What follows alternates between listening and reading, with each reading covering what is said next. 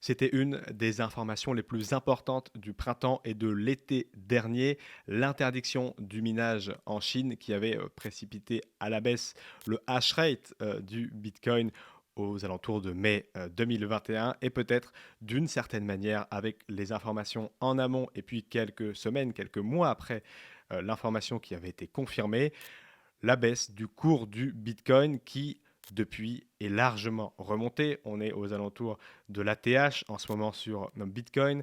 Pareil pour le hash rate qui remonte à ses niveaux à peu près d'avant le ban de la Chine. Et justement, l'université de Cambridge a publié cette semaine le nouveau panorama du minage de Bitcoin. Où sont les mineurs qui a pris le lead sur la Chine il y a quelques semaines, quelques mois, qui concentrait 60 à 70% du minage. C'est ce qu'on va voir aujourd'hui dans cette vidéo. Qu'est-ce que ça change et qu'est-ce que ça implique avec deux intervenants, Sébastien Gouspillou et Mathieu Vincent. Alors, un petit peu de contexte. On est ici sur la Bitcoin Mining Map de l'Université de Cambridge qui recense d'un point de vue global la place des mineurs géographiquement donc dans le monde en septembre 2019. On discutera dans un second temps avec Sébastien Gouspillou, qui est un mineur très connu de l'écosystème, de la fiabilité des informations communiquées par l'Université de Cambridge, mais globalement, ça nous permettra d'avoir une idée et de voir l'exode des mineurs qui vont se déplacer petit à petit dans le temps quand on va avancer sur la fresque euh, de la Chine à l'extérieur de la Chine. Donc, en septembre 2019, on voit bien que, d'après les couleurs, on est dans les chiffres qu'on a annoncés tout à l'heure, 60, 65, 70% du minage mondial se faisait en Chine. Et on verra là aussi avec Mathieu Vincent de Summit Mining pourquoi tout le monde était là-bas. Si on avance un petit peu dans le temps, en juillet 2020, ça bouge pas. La Chine est toujours lead toujours le minage. Quand ça chauffe un petit peu, on est au printemps-été 2021, donc c'est très récent, où la Chine commence à durcir un petit peu, comme on le voit ici sur ces articles publiés sur Cryptost, sa position vis-à-vis des mineurs, jusqu'à débusquer les mineurs cachés une fois que la position de la Chine était arrêtée. Là, on est en mai. On voit que les couleurs commencent à changer, que la Chine perd un petit peu. On est à 45% à ce moment-là en mai 2021. Ça change progressivement. Si on remonte quelques mois avant, en février, ça baissait déjà. Mais le point de bascule, c'est l'été 2021, où on voit les États-Unis qui, pour le coup, deviennent un petit peu plus orange, d'autres pays qui apparaissent sur le globe dont la couleur apparaît qu'on ne voyait pas avant, qui était gris, qui n'avait pas d'importance dans le minage et qui commence à en avoir. Et puis, hop, si on bascule de juin à juillet, la Chine disparaît complètement. Au profit des États-Unis, qui a priori du coup prennent le lead sur le minage et qui noircissent encore un petit peu si on avance dans le temps. Et d'autres pays apparaissent là aussi. Et voilà, c'est ce que dit la dernière étude de Cambridge. La Chine est à 0% de minage en juillet et les États-Unis prennent le lead sur le minage avec 35% de la part dans le minage global. Donc on n'est plus sur des proportions aussi importantes qu'à l'époque de la Chine qui avait 65-70% du minage dans son pays, mais on est quand même avec une puissance, un pays, les États-Unis au global, qui ont le lead avec 35%. On va voir tout de suite avec Sébastien Gouspillou ce que ça implique. Est-ce que c'est une bonne nouvelle ou pas? Salut Sébastien, merci de nous rejoindre sur cette vidéo pour apporter ton expertise sur les datas qui viennent d'être publiées par l'université de Cambridge. On voit clairement, d'après ces informations, que les États-Unis prennent le lead avec, on le voyait à l'instant dans l'introduction, 35% du hash rate et que la Chine est à 0%. On en discutait en off. Toi, tu mets un petit warning lié aux adresses IP, à ce que communiquent les mineurs. La Chine n'est pas du tout à zéro et peut-être que les États-Unis ne sont pas à 35. Oui, alors l'étude de Cambridge donc se réfère à, ils font appel à trois grosses boîtes de trois gros pools, vraiment des pools majeurs, hein, donc leur échantillon est très large. Simplement, pour identifier la géolocalisation des machines, ils partent de l'adresse IP. Donc ils demandent aux mineurs de fournir leur adresse IP, mais il y a un paquet de mineurs qui travaillent sous VPN, donc l'adresse IP n'est pas la bonne.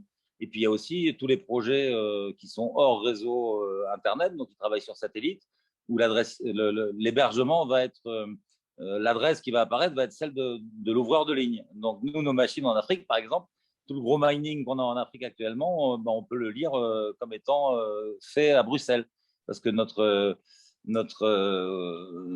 fournisseur d'Internet, c'est une boîte belge. Le mining chinois, c'est quasiment arrêté, mais quasiment, c'est pas zéro. Donc, il y a peut-être encore, je sais pas, même si c'est que 2% du mining chinois qui tourne, c'est encore un gros pays du mining. Donc, ça devrait se voir sur la carte. Là, ils apparaissent à zéro. Donc, ça veut bien dire que les mineurs chinois qui minent, eux, ils n'ont pas voulu communiquer leur adresse IP. Hein, évidemment, ils n'ont pas envie de dire, gouvernement chinois, regardez, on mine encore, nous.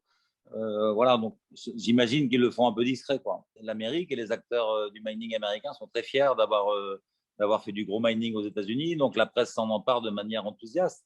La dépêche AFP d'hier ou de vendredi là, a été édifiante. Hein. L'AFP titre le cadeau involontaire fait par la Chine aux États-Unis. Ça veut dire que le mining est un cadeau.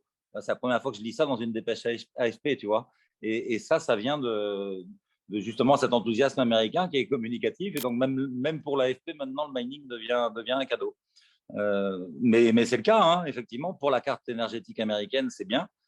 Pour les producteurs d'électricité américains, c'est très bien d'avoir du gros mining, évidemment. Hein. Maintenant, reste à savoir sur quelle énergie ils le mettent.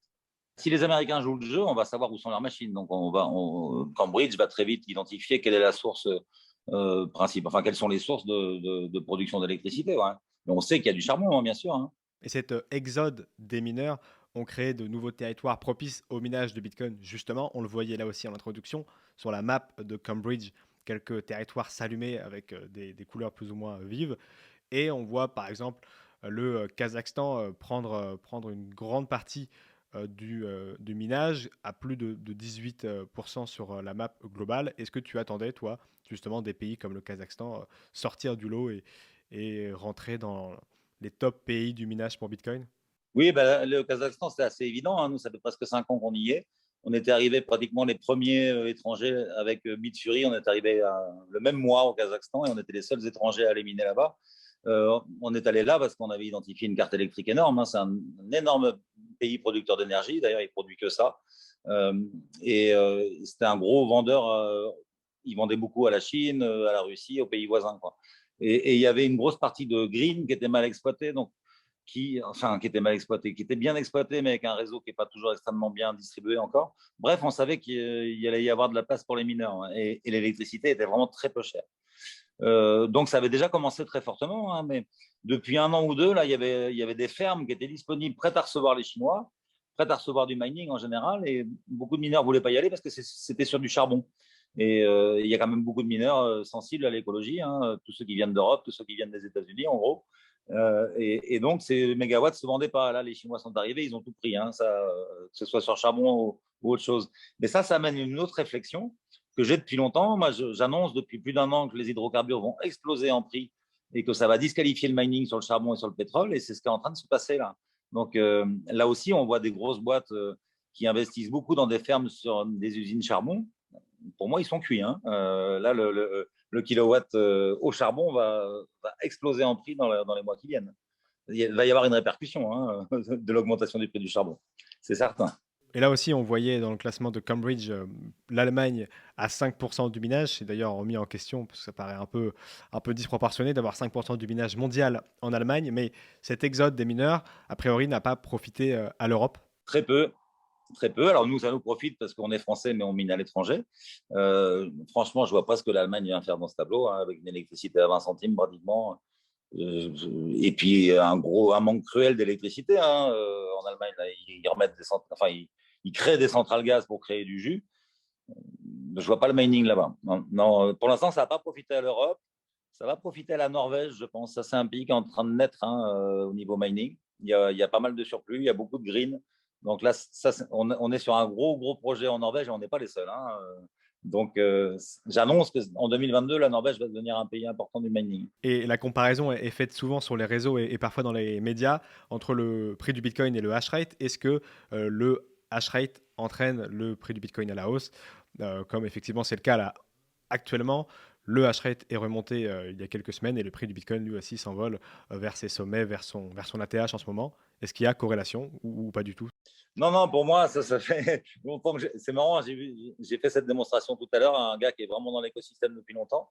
Euh, c'est dans l'autre sens que ça marche, hein. Vraiment, le marché fait le prix et le mining s'adapte au prix du marché. Donc, un cours qui augmente beaucoup va faire augmenter l'appétence pour le mining et va faire que le hash rate va avoir tendance à monter. Et là, aujourd'hui, malgré cette appétence qui existe depuis un an maintenant, hein, que le cours monte, le hash rate n'arrive pas à grossir pour deux raisons. D'abord, le ban chinois énorme, hein, qui a coupé le hash rate par deux. Donc, on voit bien qu'il n'arrive pas à se réinstaller aussi vite qu'on voudrait, enfin que les propriétaires des machines voudraient, en tout cas. Nous, ça nous va bien que ce soit là cette réinstallation. Et puis, les usines produisent très peu, hein. Bitmain, Canaan, Wattsminer, tout ça, ils ont des toutes petites productions parce qu'il y a une pénurie de puces.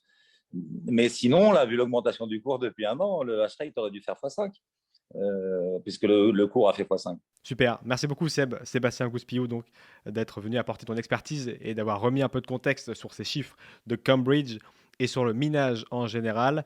Je voulais maintenant revenir avec Mathieu Vincent de Summit Mining sur cette interdiction chinoise. Merci Mathieu de nous rejoindre là aussi sur cette vidéo.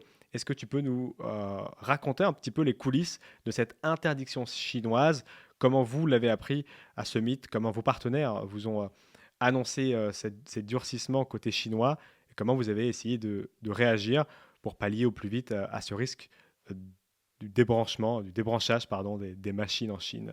Alors, dans notre cas, ça a été graduel, c'est-à-dire qu'on, depuis longtemps, on commence à flairer la mauvaise nouvelle. Donc, on s'est dit, nous, on a des machines sur 6 pays. Donc, au départ, on n'avait que en Russie. Ensuite, on a eu Russie et Chine. Ensuite, on a eu Russie, Chine, je crois que c'était États-Unis, puis Canada, puis Islande, puis Norvège. Enfin, je ne sais plus exactement dans quel ordre.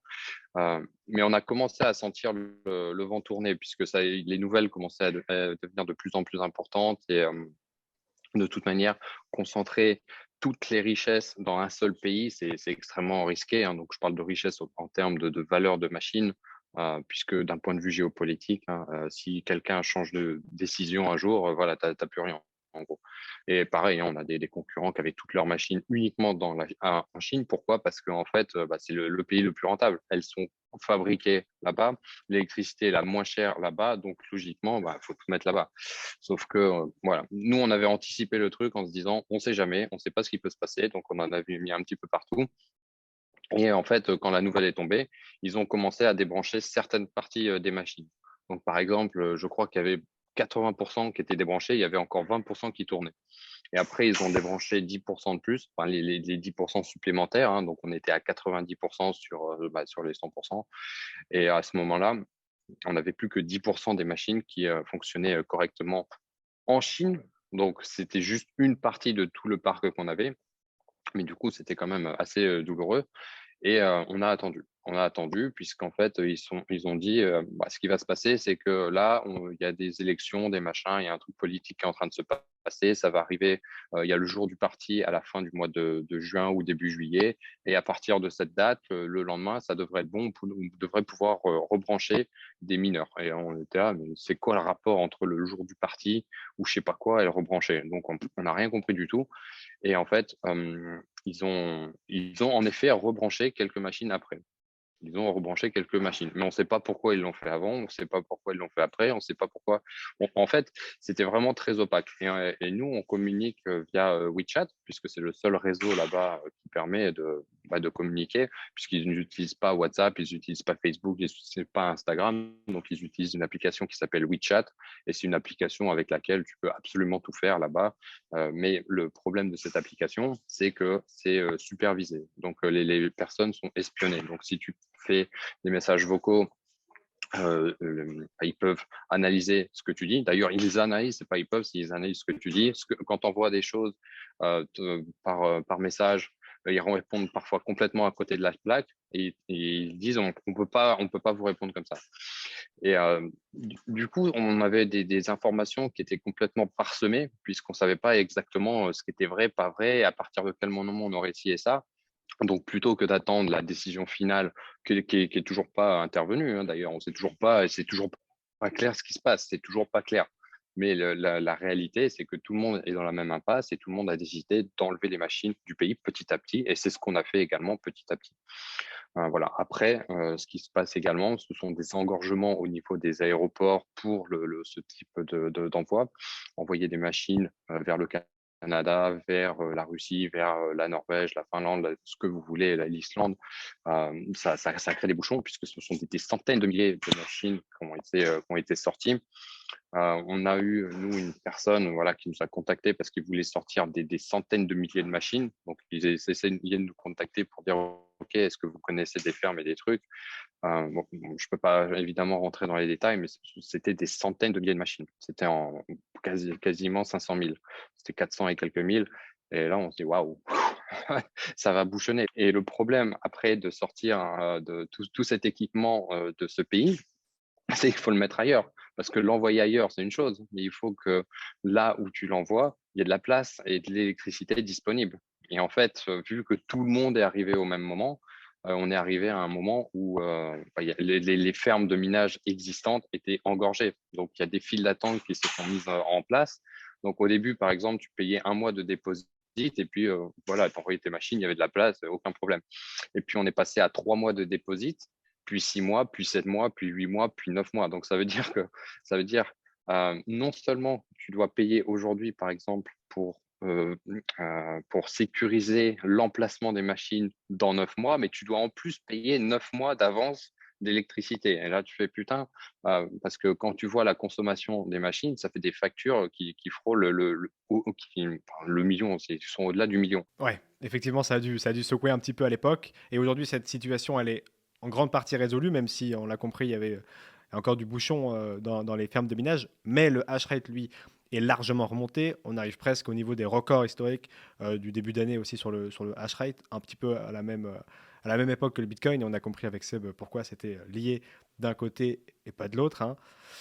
Du coup, est-ce que tu es convaincu aujourd'hui par cette nouvelle cartographie du minage dans le monde ou pas? Ouais, alors je regrette un peu toujours qu'il n'y ait plus la Chine, puisque c'est une puissance quand même économique qui est stable. Donc les gens ne peuvent pas te voler tes trucs là-bas, contrairement au Kazakhstan qui est quand même, il me semble, beaucoup moins stable.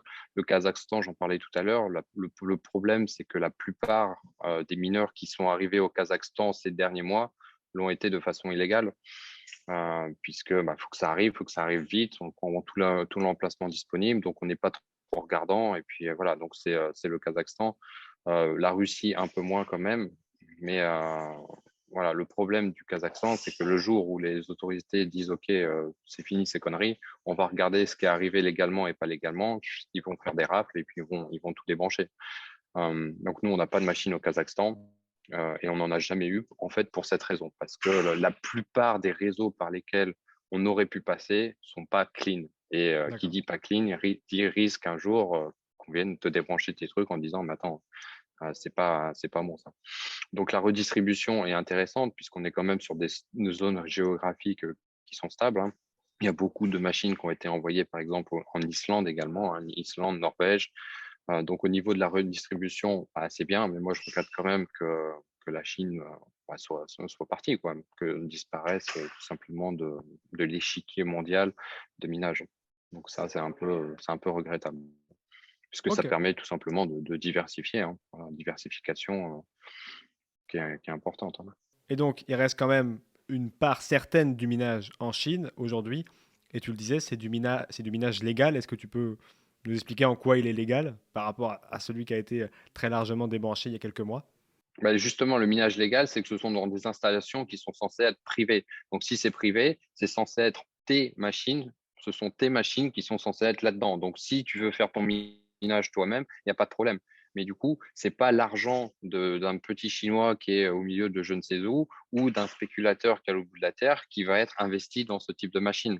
C'est ça, en fait. C'est ça, en fait, la différence. Puisque ce sont des installations privées, donc il n'y a plus l'aspect commercial. Et s'il n'y a plus l'aspect commercial, si toi tu veux perdre ton argent tout seul comme un grand, c'est ton problème. Voilà. Donc en fait, c'est ça. Et c'est pas en soi le minage qui a fait que c'était problématique, puisque le minage apportait quand même réellement une solution locale pour les habitants. C'est-à-dire que Avant, tu as un barrage avec un village qui est complètement vide. Moi, j'ai passé pas mal de temps en Chine à me balader dans pas mal de fermes de millage. Et en fait, tu vois, c'est la misère autour de ces fermes, puisque en fait, elles sont au milieu de rien du tout.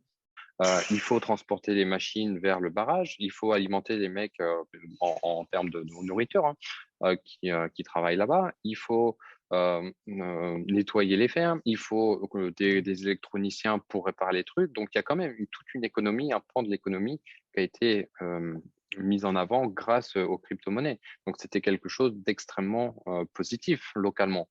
C'est ça aussi qui est un petit peu regrettable, puisque toutes ces personnes, elles font quoi? Parce que nous, on pense aux machines, on fait ah oh, merde, ma machine elle est débranchée, ça fait chier. C'est le cas, c'est clair, c'est clair. Mais il y a aussi tous ces gens qui ont perdu leur boulot maintenant. Ouais, c'est vrai qu'on pense assez rapidement au hash rate, on pense assez rapidement à la rentabilité du minage, mais il y a toute une chaîne de travailleurs dans les pays qui accueillaient les plus grosses plateformes et les plus grosses fermes de minage qui sont également impactées. Mais en tout cas, pour le Bitcoin, cette décentralisation, elle est importante et intéressante. Et même si les États-Unis aujourd'hui ont 35%, c'est loin des 60 à 70% qu'avait la Chine il y a quelques mois. Merci beaucoup, messieurs, d'être venus sur cette vidéo, Mathieu et Sébastien, pour expliquer un petit peu ce changement, cet exode des mineurs. Où sont-ils passés? Maintenant, on y voit plus clair. J'espère que cette vidéo vous a plu. N'hésitez pas à nous faire vos retours en commentaire ou à nous poser vos questions. D'ici là, restez curieux et connectez au site de cryptost.fr pour être à l'affût de toutes les dernières news crypto.